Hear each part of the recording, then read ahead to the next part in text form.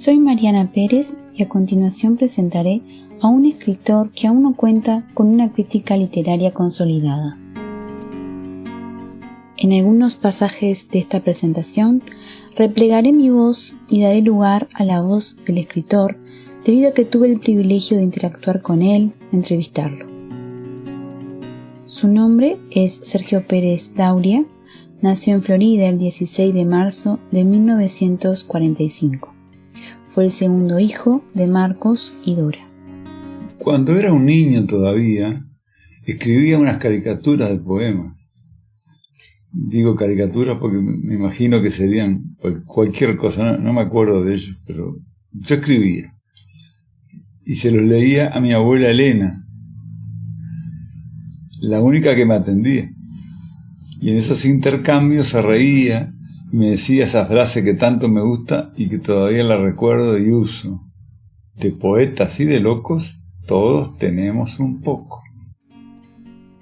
En su adolescencia, junto a sus dos hermanos mayores, emprendió el oficio de la herrería. Y desde 1964 al 2005 trabajó en el Banco República. Como hija, tengo el grato recuerdo de mi niñez a los pies de la cama, papá contándonos a mi hermana menor y a mí cuentos increíbles, donde personajes pertenecientes a historias populares se mezclaban con tramas creativas, alocadas, divertidas y atrapantes.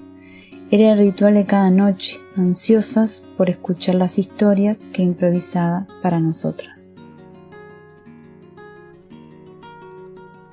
Actualmente se encuentra en su etapa de jubilado en la que junto a su esposa disfrutan de sus 5 hijos y sobre todo de sus 8 nietos. Un dato muy importante es que desde el año 2019 participa de un taller literario impartido por la Biblioteca Municipal de la ciudad, lo que ha contribuido a perfeccionar su técnica como escritor y dedicar más tiempo a crear.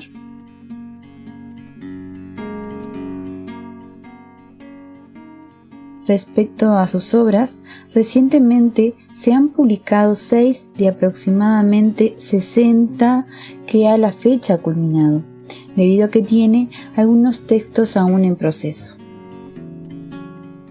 Las obras publicadas se titulan como Sombras nada más, Casi abanderado, El pecado capital versos prosaicos, Los olores de mi casa, Cuando Sankono me hizo un milagro y Bandera de Japón.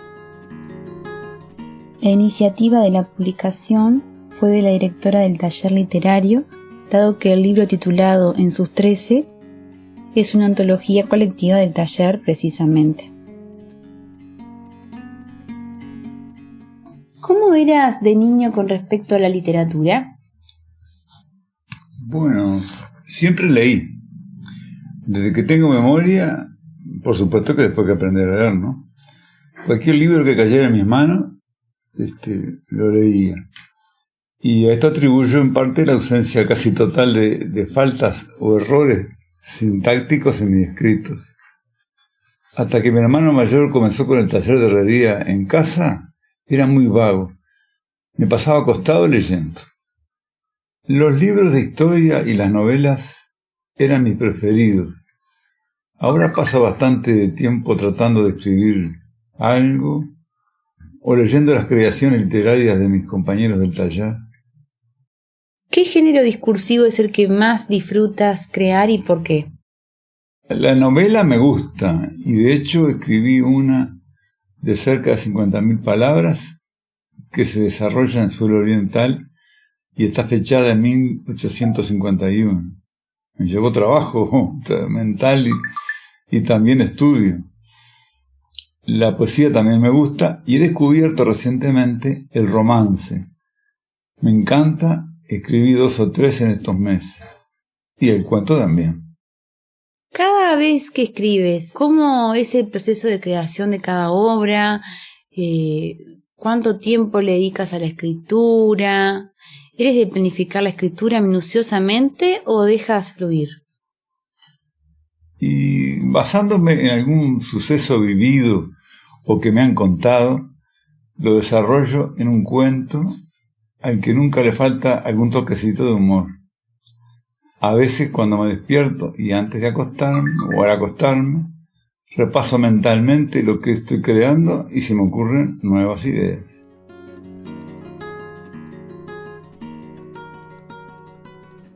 Para poder presentar su obra, creí oportuno agrupar los textos según las temáticas, tópicos o aspectos coincidentes, aunque desde lo estético todas tienen en común el variado, rico y elegante léxico, una selección minuciosa de las palabras que muchas veces permite, además, cierta melodía en la prosa.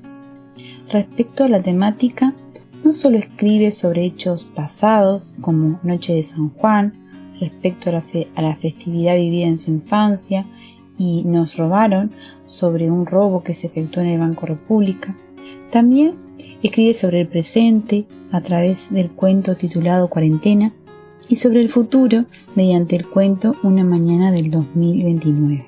No solo escribe sobre sí mismo, como lo hace en Los olores de mi casa, sino que narra lo que le sucede a otros, una tarde de carnaval, Lela la costurera, que trata de una mujer para rayos, que aguanta de todo de parte de su familia, o el poema En medio del pedregal, que describe la muerte de un gaucho.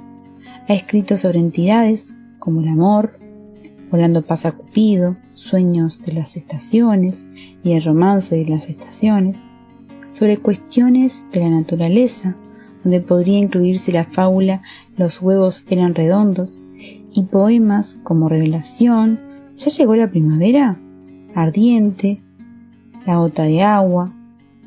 Ha escrito sobre la existencia misma, en la poesía titulada Dualidad y en Incertidumbre vital.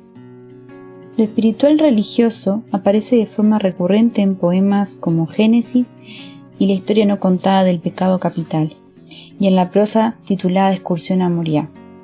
Hace alusión a lo mitológico, como el reciente romance encadenado Ay Pandora, la esperanza de Penélope y esperaba el Minotauro, constituido por más de 200 versos.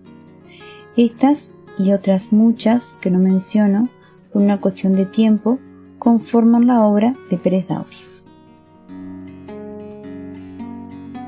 Si bien sus últimas creaciones han sido mayoritariamente romances, es a través de la prosa que se ha iniciado en el camino de escritor, y por eso, en esta instancia, me detendré para analizar en el cuento Cuando Sancono me hizo un milagro.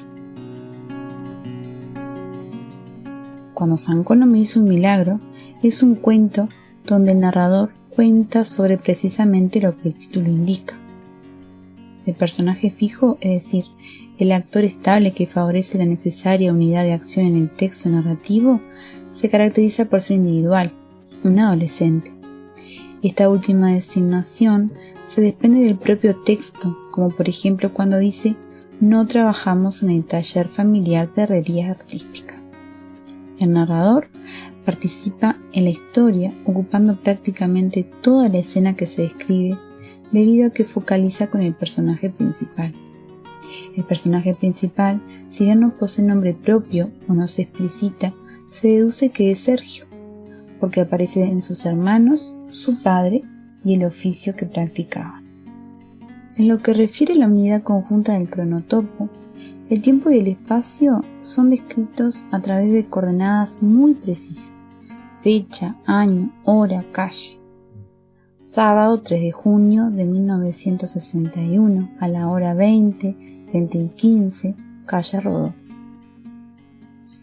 El tiempo de relato se constituye de las siguientes secuencias: concurre a la calle Rodó por festividad de Sancono, aparece una pausa y se menciona lo sucedido unos días antes, sigue paseando por la calle mencionada, se detiene para contemplar la pirotecnia, llega el responsable de encender los cohetes, los espectadores retroceden asustados, pechándose entre sí, regresa a su casa y su madre lee la lapicera enganchada en su buzo. Desde el orden temporal se puede observar que el tiempo del relato no coincide con el orden natural o causal de los acontecimientos, debido a que se incluye un pasaje de lo sucedido previamente para justificar su deseo de poseer la virome. A lo largo de la narración, entre los diversos momentos, se distingue un estado estático inicial, que es el acontecimiento de Zancón, un estado de desequilibrio, que es el tumulto de la gente en la festividad de Zancono, que se dispersa sorpresivamente a causa de la pirotecnia, y al final un nuevo estado estático donde el personaje principal retorna a su vida ordinaria y común, pero con la lapicera deseada. Sumado a lo anterior, de acuerdo al esquema actancial de Greimas, quien dice que para que haya relato alguien debe desear algo, por lo que todo relato debe contar con un sujeto que desea y un objeto de deseo. En este caso, el sujeto que desea es Sergio y el objeto de deseo es la lapicera Parker 51. El obstáculo es la poca ganancia en el taller y el ayudante es el encargado de la pirotecnia en sí, y según la creencia del personaje principal, Zancón, ni más ni menos. Desde el aspecto formal, las secuencias descriptivas que se incluyen son de elementos claves en la historia y en los que el narrador explicita su interés, como son la virome, el buzo, el sordo Costa, los cohetes. En lo que respecta a la lapicera fuente Parker 51 precisamente, si bien el escritor la coloca en un lugar central a lo largo de toda la historia prácticamente, al final la personifica, dotándola de vida, resaltando aún más su importancia y significatividad. No es un dato menor que quien le muestre el milagro de Zancono, el personaje principal, sea su mamá. Ya hacía un rato que había regresado a casa, cuando mi madre, situada detrás de mí y desenganchando algo de mi buzo, preguntó: ¿qué es esto? Me mostró una lapicera fuente Parker 51. A grandes rasgos, se podría decir que, a través de las historias escritas por Pérez Dauria, no solo es posible conocer pasajes de su vida, experiencias vividas, sino también conocer sobre las costumbres de la época y de la región, y sobre la cultura en general, dado que, por ejemplo, en el cuento seleccionado para el análisis, incluye unas líneas y especifica la procedencia del término virome.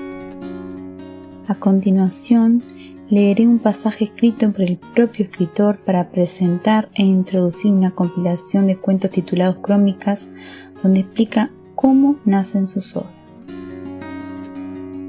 Cuando los recuerdos aparecen, acuciantes, cuando los detalles dibujados por el tiempo dan paso a la imaginación, cuando la virome cosquillea, bailoteando entre los dedos, cuando escribir es una necesidad ineludible, nacen estas obras, sin otra intención que entretenerme y entretenerlos. Para cerrar esta presentación, como lectora de sus obras, puedo atreverme a decir que además de entretener, en cada una de sus creaciones se puede reconocer gran sensibilidad, una sensibilidad que hace posible que lo corriente se convierta en arte, es decir, arte en su forma creativa y elegante, por decirlo de algún modo, de transformar lo mundano en prosa, en versos, inmortalizando así aconteceres y, por qué no también, inmortalizando sentidos.